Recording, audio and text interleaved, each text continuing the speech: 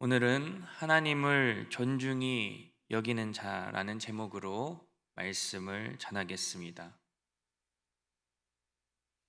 지난 시간에는 사무엘과 엘리의 두 아들들이 대조를 이루고 있다는 것을 말씀드렸었습니다. 사무엘은 하나님 앞에서 하나님을 섬기면서 온전히 자라왔고, 엘리의 두 아들들은 하나님 앞에서 매우 심각한 범죄를 행했다는 것이죠. 지난 시간에 다 말씀드리지 못한 게 있는데, 한나와 엘리의 대조적인 그 내용을 잠깐 살펴보도록 하겠습니다. 그래야 오늘 본문의 내용과 이어질 거라고 생각이 듭니다. 여러분, 한나와 엘리가 무엇이 비교가 될까요? 한나와 엘리가 자녀에게 대하는 이 양육 방식이 비교가 됩니다. 다시 말한다면 이 부모들의 삶의 방식이 자녀들에게도 영향을 끼치고 있다는 것입니다. 이 홈리와 비나스의 악행은 그의 아버지 엘리와 무관하지 않다는 것입니다.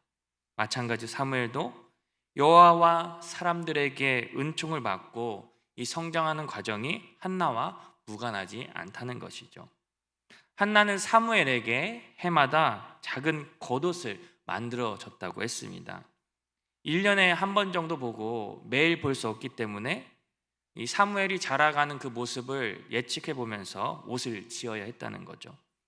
이것은 섬세하고 정성이 깃든 한나의 양육을 의미하는 동시에 하나님을 섬기는 데 있어서 행동과 삶으로 보여준 참된 그 신앙인의 모습을 볼 수가 있다는 거죠. 반대로 엘리는 아들들의 악행에 관해서 소문으로 뒤늦게 들었다고 했습니다. 우리 사무엘상 2장 23절에서 24절 말씀 보겠습니다. 다 함께 읽겠습니다. 시작.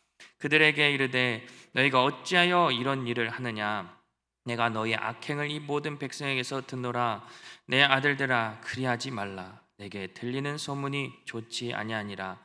너희가 여호와의 백성으로 범죄하게 하는도다. 아멘. 여러분, 생각해 볼게요.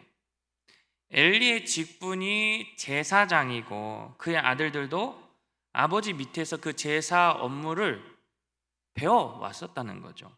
같은 공간에서 가장 많은 시간을 함께 보내왔을 겁니다. 특히 엘리는 이를테면 선배 제사장이기도 하고 아버지입니다. 그런데 백성들의 입소문을 통해서 나중에서 알게 되었다는 것은 아들들의 삶에 대한 무관심이고 방관하는 것이죠. 이게 사무엘상 3장 13절이 이것을 증명해 주고 있습니다. 우리 같이 읽겠습니다. 시작. 내가 그의 집을 영원토록 심판하겠다고 그에게 말한 것은 그가 아는 죄악 때문이니 이는 그가 자기 아들들이 저주를 자청하되 금하지 아니하였음이니라. 결국에 이 한나와 엘리의 양육 방식은 예상한 대로 대조적인 결과를 가져오게 된다는 거죠. 한나는 여호와의 돌보심으로 다산하는 축복을 받았고요. 엘리는 여호와께서 죽이기로 뜻하심으로 두 아들들을 잃게 될 거라고 합니다.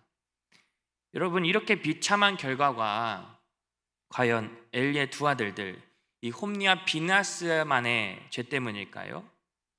엘리와는 상관이 없는 것일까요? 그렇지 않습니다. 오늘 본문에서는 이 엘리 가문의 죄악과 심판에 대한 내용이 나오는데, 엘리는 과연 어떠한 죄를 지었는지, 또 우리는 진실로 하나님을 귀히 여기며 살아가고 있는지를 생각해 봤으면 좋겠습니다. 우리 본문 27절, 28절을 다시 한번 읽겠습니다. 시작.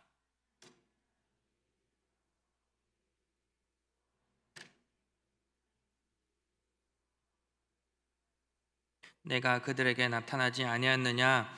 이스라엘 모든 지파 중에서 내가 그를 택하여 내 제사장으로 삼아 그가 내 제단에 올라 분향하며 내 앞에서 에봇을 입게 하지 아니하였느냐? 이스라엘 자손이 드리는 모든 화제를 내가 내 조상의 집에 주지 아니하였느냐? 아멘.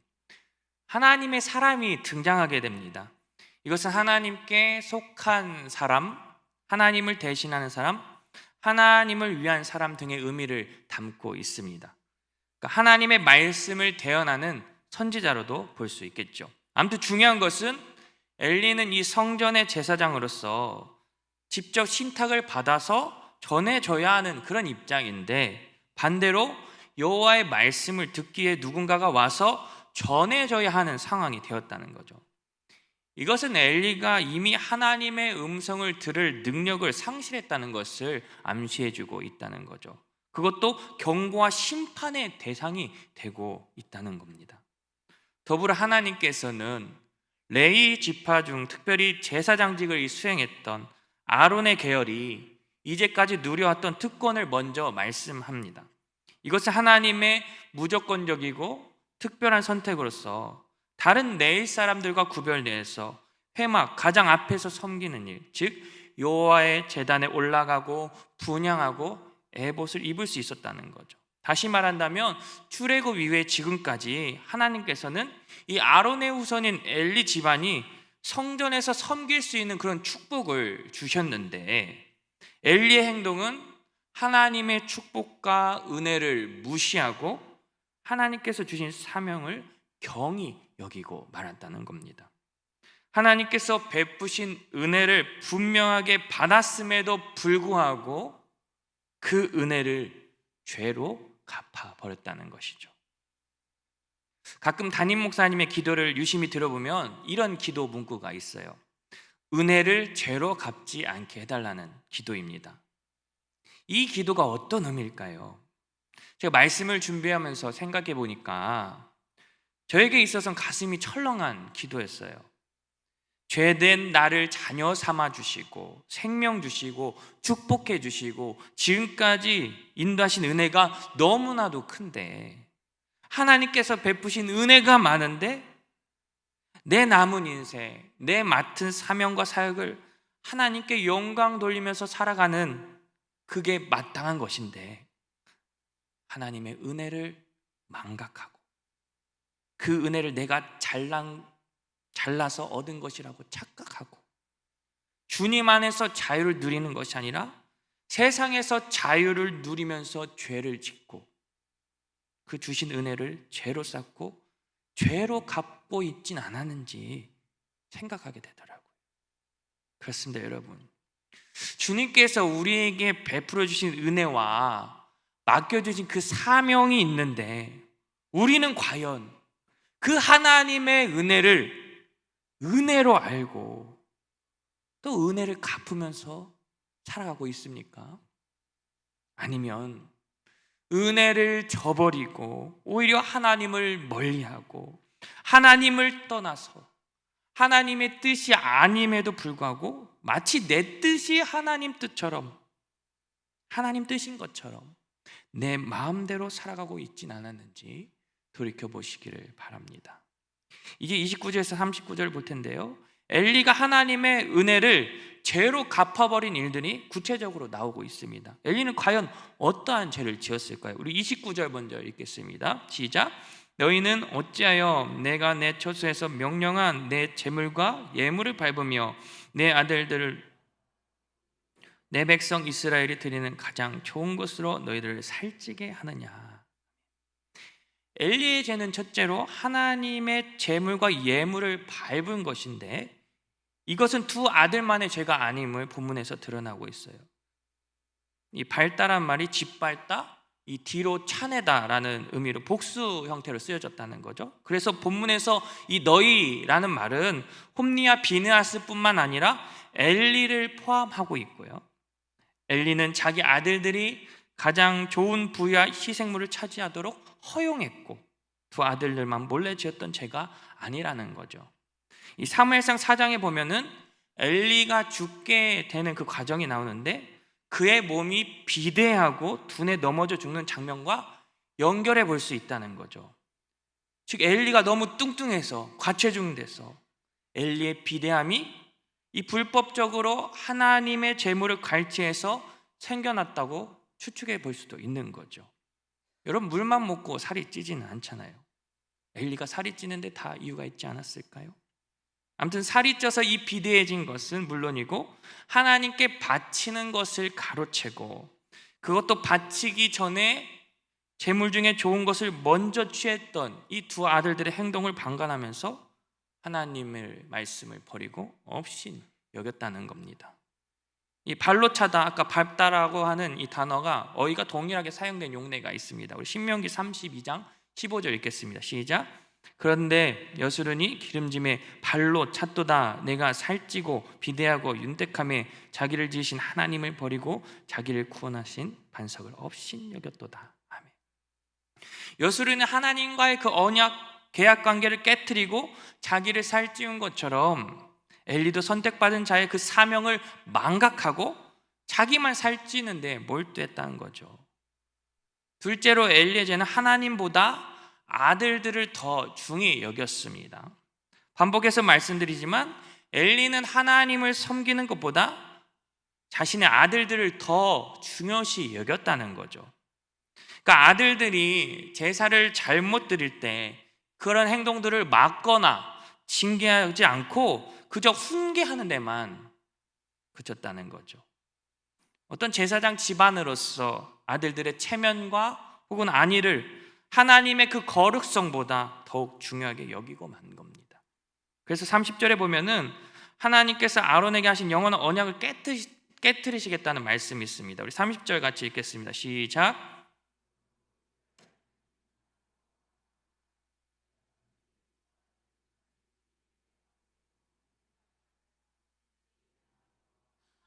결단코 그렇게 하지 아니하리라. 나를 존중히 여기는 자를 내가 존중히 여기고 나를 멸시하는 자를 내가 경멸하리라. 네. 여러분, 여기서 여호와가 말하노라가 두 번이나 반복됩니다. 이 영원했던 언약이 이제 확실하게 깨져버렸다라는 말이죠. 그러나 이것을 하나님께서 일방적으로 깨뜨리신 것이 아니라 엘리와 그의 아들들이 먼저 영원했던 언약을 발로 차버렸기 때문에 생긴 언약 파괴입니다. 제사장으로서 마땅히 여호와 하나님께 올려드려야 할 그 영광을 자신들이 가로채고 엘리는 하나님을 가장 우선순위를 두어야 할 그 무게를, 그 중심을 자신 아들들에게 두었다는 거죠. 하나님과 맺어진 영원했던 언약이 엘리 가문으로 인해서 무효화되고 있다는 겁니다. 여기서 한 단어를 볼게요. 존중히 여기다라는 의미를 살펴볼 겁니다. 히브리어로 카바드라는 말이 있어요. 이것을 긍정적인 의미와 부정적인 의미를 본다면 이렇습니다. 긍정적 의미는 존중, 영화롭다, 또 존귀하다, 영광이라는 이런 의미가 있고요. 부정적으로는 둔하다, 무감하다, 혹은 짐이 된다, 비대하다, 살찌다 이런 의미가 있습니다.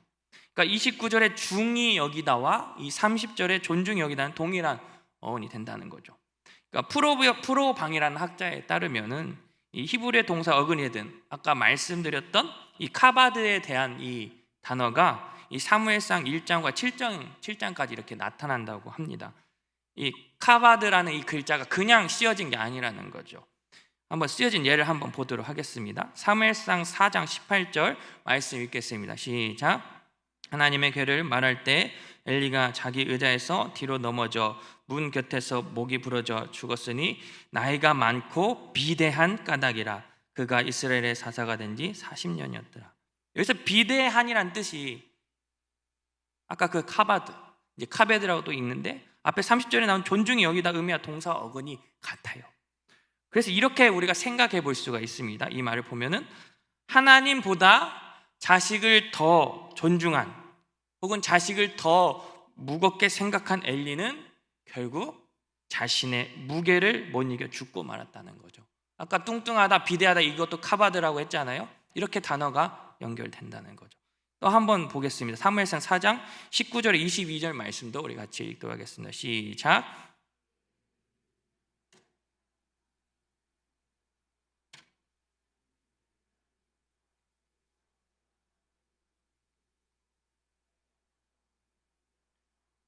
죽어갈 때 곁에 서 있던 여인들이 그에게 이르되 두려워하지 말라, 네가 아들을 낳았다 하되 그가 대답하지도 아니하며 간념하지도 아니하고 이르기를 영광이 이스라엘에서 떠났다 하고 아이 이름을 이가봇이라 하였으니 하나님의 괴가 빼앗겼고 남편이 죽었기 때문이며 또 이르기를 하나님의 괴를 빼앗겼으므로 영광이 이스라엘에서 떠났다 하였더라. 아멘.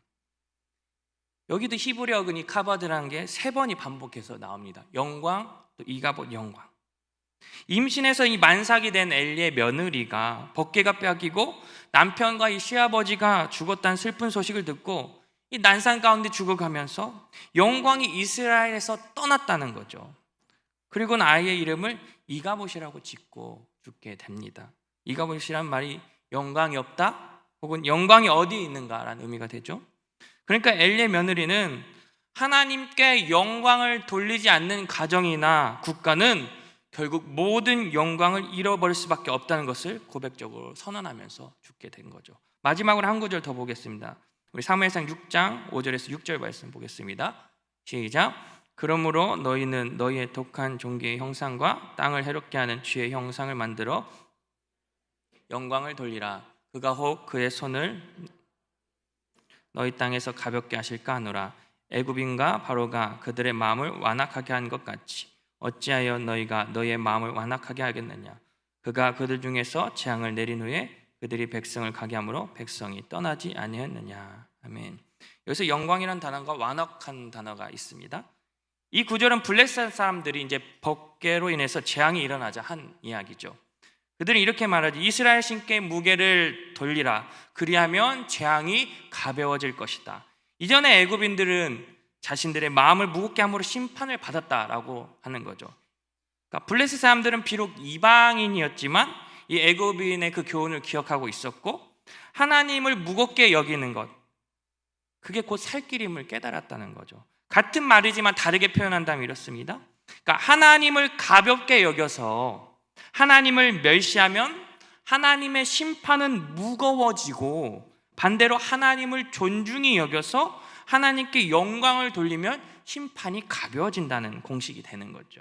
이와 같은 뜻의 말이 오늘 본문 30절에 나오는 거죠. 나를 존중히 여기는 자를 내가 존중히 여기고 나를 멸시하는 자를 내가 경멸하리라. 사랑하는 성도 여러분, 성경에서 우리에게 말씀하고자 하는 것이 무엇일까요? 우리는 하나님과 세상의 것들 중 무엇을 더 무겁게 여기고 있습니까? 바꿔 말하면 하나님을 가볍게 여기고 세상을 더 중심을 두고 있지는 않습니까? 우리는 하나님과 세상 사이에서 무엇을 더 중히 여기고 있습니까?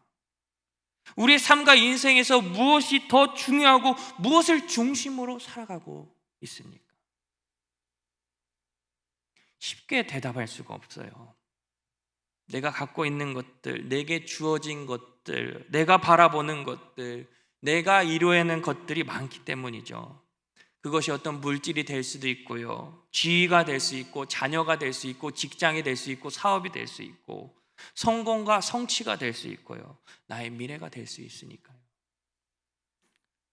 그래서 하나님보다 세상을 더 중히 여기고 하나님보다 세상을 더 무겁게 여기고 하나님보다 세상의 영광을 위해서 살아가고 있다는 겁니다. 어떤 이들은 이렇게 말하죠. 하나님 잠깐만요, 제가 직장에 들어가면 취업하면 그때 다시 신앙생활 할게요.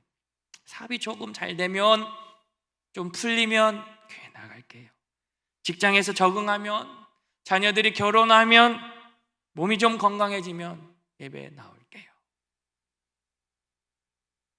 이렇게 살아서 내 삶이 비대할지는 몰라도 위대하신 하나님을 섬기지 않는다면 영적으로 빈곤해질 것이고, 결국에는 하나님과의 관계가 멀어져서 비참한 삶으로 내려갈 수도 있다는 것을 우리는 명심해야 합니다. 여러분, 우리는 하나님을 결코 경히 여겨서는 안 됩니다. 하나님을 경외해야 합니다. 하나님 중심으로 살아가야 됩니다. 하나님께 무게를 두고 마음을 두어야 한다는 거죠. 여러분, 다시 질문을 해보겠습니다. 여러분의 삶과 인생에서 무엇이 중요합니까? 무엇을 더 중히 여기며 살아야 합니까?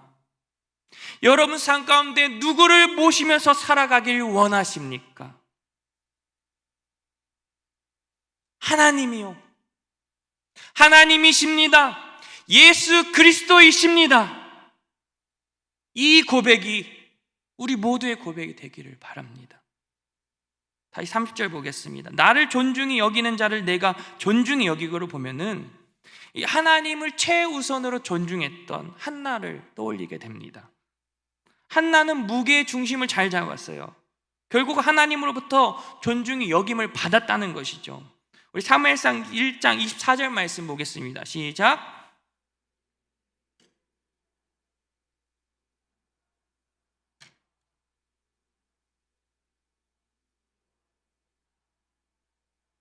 아멘. 한나는 여호와께 드려야 할 이 마땅할 제물을 최선을 다해서 드렸다는 거죠. 또 사무엘상 1장 28절 말씀 보겠습니다. 그러므로 나도 그를 여호와께 드리되 그의 평생을 여호와께 드리나이다 하고 그가 거기서 여호와께 경배하니라. 한나는 그녀의 삶에서 가장 중요하다고 그 여길 그 아들 사무엘을 여호와께 봉헌함으로써 여호와를 가장 존중히 여기는 사람임을 보여주고 있다는 거죠. 반면에 엘리는 어떻습니까? 엘리는 가장 구별되고 거룩해야 하는 제사장임에도 불구하고 가장 거룩한 처소에서 최악의 죄질을 드러내고 있어요. 여러분, 제사장으로 섬긴다는 것은 여호와께 우선순위로 영광을 돌려드린다는 의미가 있습니다. 그러나 엘리는 여호와의 기름으로 자신과 아들들을 살찌우는데 더 무게를 두었고 여호와의 영광을 발로 차버리고 말았습니다. 엘리 가문은 하나님의 특별한 선택과 특권을 누렸지만 자신들의 죄악들로 하나님을 멸시했고 하나님의 그 은혜와 하나님의 그 언약을 스스로 저어버렸다는 거죠. 그렇지 못한 엘리에게 구체적으로 어떠한 심판이 내려졌을까요? 이 31절에서 34절의 말씀을 보면은 엘리 집안에 내려질 심판이 선언이 됩니다. 그의 집안에 노인이 없게 된대요. 이 심판은 엘리 가문의 대가 끊긴다는 의미가 되겠죠. 그리고 홈리와 비나스가 한날에 죽는 것이 표징이 됩니다. 실제로 홈리와 비나스가 사무엘상 4장에서 성취게 됩니다. 11절 한번 보겠습니다. 하나님의 괴는 빼앗겼고 엘리의 두 아들 홈리와 비나스는 죽임을 당하였더라. 그리고 엘리 가문에 대한 것은 열왕기상 22장 27절에 이렇게 말씀하고 있습니다. 같이 읽겠습니다. 시작. 아비아다를 쫓아내어 여호와께서 실로에서 엘리의 집에 대하여 하신 말씀을 응하게 함이더라. 아멘. 이제 엘리 가문과 맺어진 언약은 이제 파괴가 됐고 이제 새로운 인물이 등장해서 그 자리를 대신하는 것을 암시하고 있는 이 35절을 보도록 하겠습니다. 우리 같이 읽도록 하겠습니다. 시작. 내가 나를 위하여 충실한 제사장을 일으키리니 그 사람은 내 마음 내 뜻대로 행할 것이라. 내가 그를 위하여 견고한 집을 세우리니 그가 나의 기름 부음을 받은 자 앞에서 영구히 행하리라. 아멘. 여기서 충실한 제사장이 누구인가에 대해서 학자들의 의견이 조금 갈리고 있어요. 그러니까 유력한 인물로는 두 사람으로 추정하고 있습니다. 여러분 누구일까요? 네, 맞습니다. 첫 번째 사무엘입니다. 왜냐하면 이 34절에 나온 엘리의 두 아들 홈리와 비느하스가 나란히 대칭을 이루고 있죠. 그리고 이것은 본문에서 두 아들들과 대조를 이룬 상대인물이 항상 사무엘이었잖아요. 그리고 34절에 홈리와 비느하스의 죽음을 예고한다면 이 35절은 그 자리를 대신할 사람으로 이 사무엘이 충실한 제사장으로 세워질 것을 예고하게 된다는 것입니다. 그런데 이 말씀에서 문제가 있어요. 영구히 행하리라는 본문이 이 사무엘과 맞지 않기 때문에 학자들의 의견이 갈렸다는 거죠. 우리 사무엘상 8장에서 1절 3절을 보겠습니다. 사무엘의 아들들에 관한 내용이 나와요. 같이 읽겠습니다. 시작.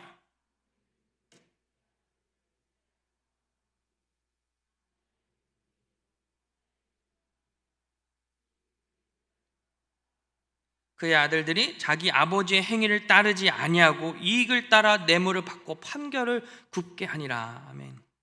이렇게 볼 때 이 사무엘 가문을 보면 충실한 제사장으로서의 맥이 바로 다음 세대에서 끊기기 때문에 미래적으로 본다면 사무엘의 가문이 아닌 것을 암시하고 있죠. 이것이 첫 번째 의견이 있고요. 두 번째 의견은 사무엘이 아닌 이 사독이라고 말합니다. 그러니까 역사적으로 보면 이 사독은 이 솔로몬 왕 때에 대제사장직을 맡게 되었는데 이 본문의 충실한 제사장과 견고한 집은 나중에 등장하는 사독과 그의 가문을 가리키게 된다라고 이 윌터 부르그만이라는 학자가 이야기하고 있었어요.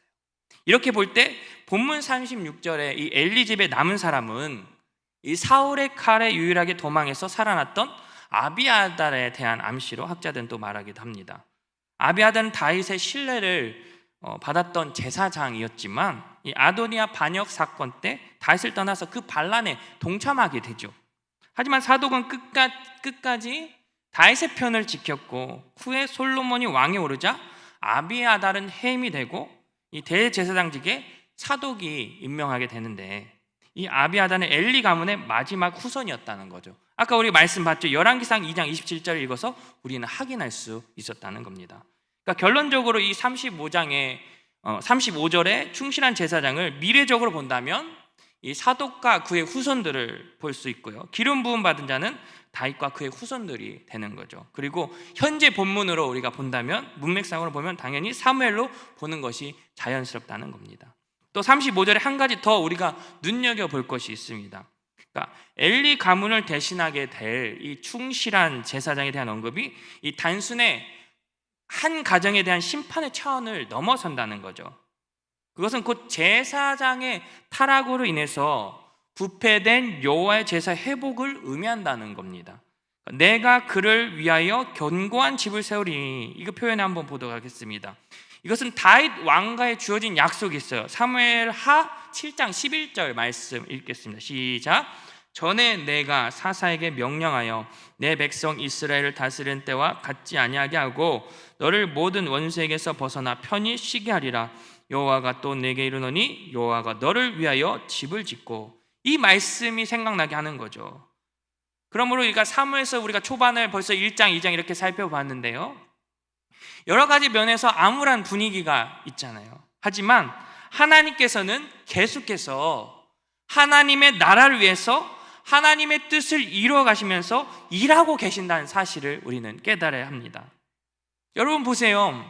장차 선지자로 세워져서 하나님의 말씀을 대언할 인물이 태어났습니다. 그죠?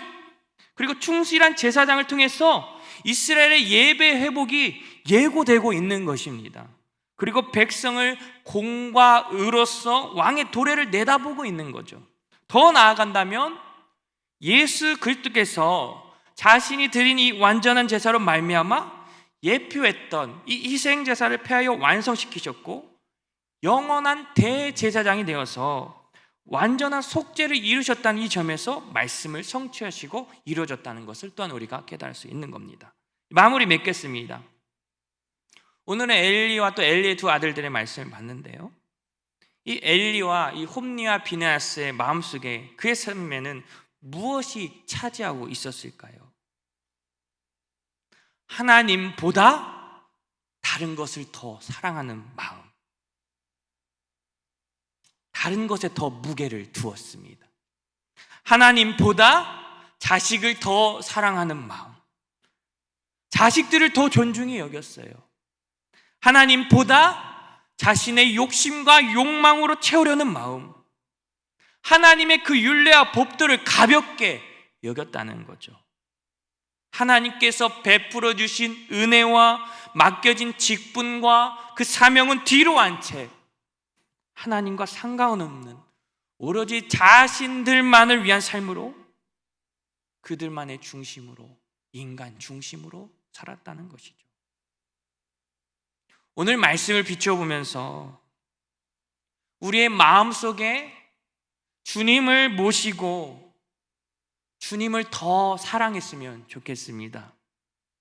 하나님을 더욱 존중히 여기는 성도님들 되시길 바랍니다.